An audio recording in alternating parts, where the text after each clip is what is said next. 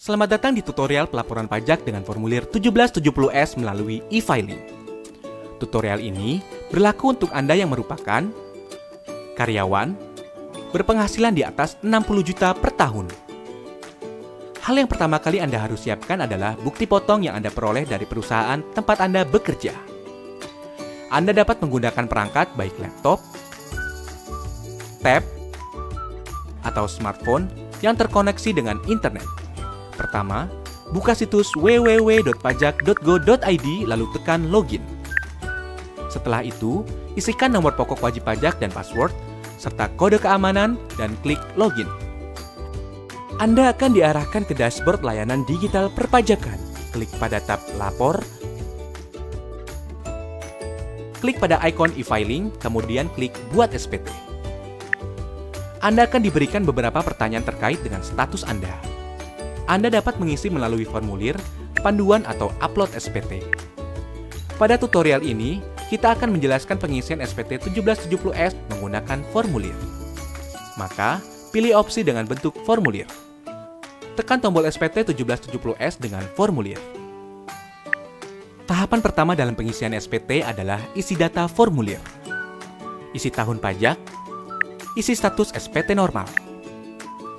Pembetulan hanya dipilih jika Anda menemukan kesalahan pada SPT tahunan yang sudah Anda laporkan sebelumnya. Lalu klik langkah selanjutnya. Sistem akan mendeteksi secara otomatis apabila ada data pembayaran pajak dari pihak ketiga. Gunakan data pembayaran tersebut untuk pengisian SPT dengan tekan Iya. Bila tidak, Anda dapat menggunakan formulir bukti potong sebagai acuan pengisian SPT. Pada lampiran 2, pada bagian A, isikan data penghasilan final. Pastikan data penghasilan final yang terekam telah sesuai dengan bukti potong yang Anda terima. Jika ada bukti potong yang belum terinput, klik Tambah.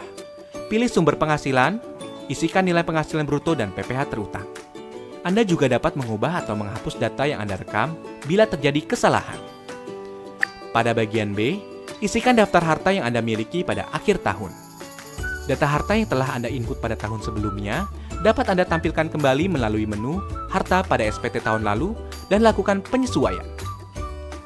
Jika Anda ingin menambahkan data harta lainnya, klik Tambah. Pilih kode harta sesuai dengan jenis harta, isikan keterangan nama harta dan tahun perolehan. Pada kolom harga perolehan, cantumkan nilai pada saat Anda memperoleh harta. Ingat, saat memperoleh harta.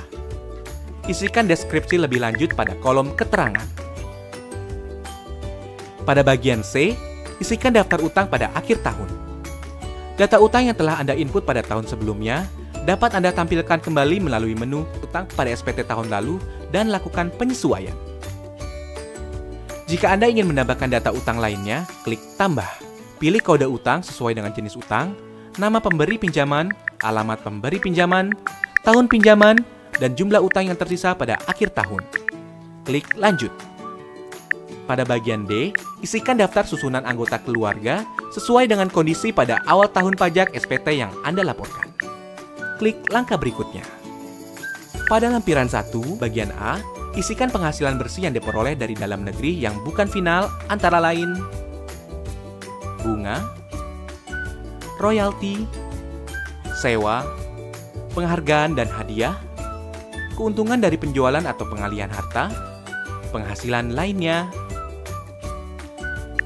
Pada bagian B, isikan penghasilan yang tidak termasuk objek pajak sesuai dengan pasal 4 ayat 3 Undang-Undang Pajak Penghasilan.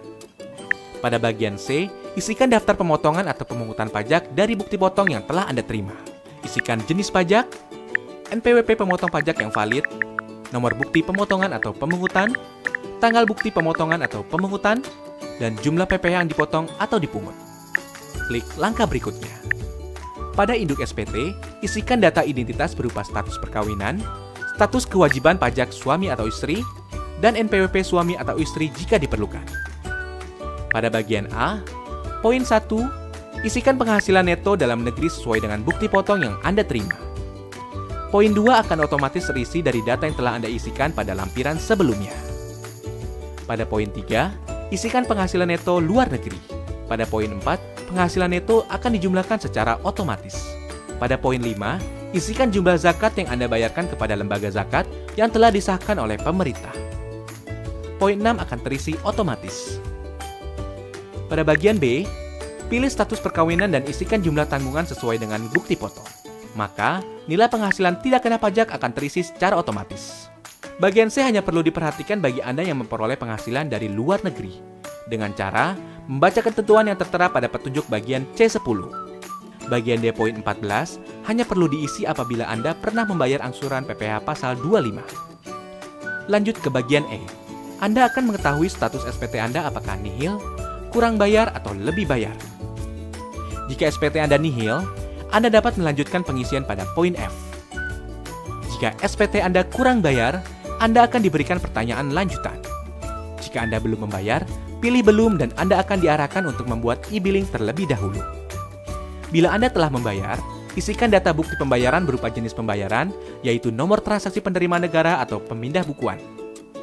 Isikan kode NTPN atau pemindah bukuan Anda, lalu isi tanggal dan jumlah pembayaran. Jika SPT Anda lebih bayar, silakan unggah dokumen pendukung berupa bukti pemotongan pajak dari perusahaan atau bukti pembayaran lainnya. Pada poin F, hanya dikhususkan bagi Anda yang secara rutin memiliki status SPT kurang bayar. Lanjut ke pernyataan. Centang pernyataan setuju bila Anda yakin bahwa data yang Anda isikan sudah benar. Langkah terakhir adalah ambil kode verifikasi. Secara otomatis kode verifikasi akan dikirimkan melalui email Anda. Salin kode tersebut pada kolom yang disediakan, klik kirim SPT, maka SPT Anda akan terekam pada sistem DJP. Anda akan mendapatkan bukti penerimaan elektronik sebagai bukti bahwa Anda telah melaporkan SPT. Jika Anda masih memerlukan bantuan, silakan kunjungi www.pajak.go.id atau telepon ke Kering Pajak 1500 200. Subscribe channel YouTube Ditjen Pajak RI untuk memperoleh informasi dan tutorial lain. Pajak kuat, Indonesia maju.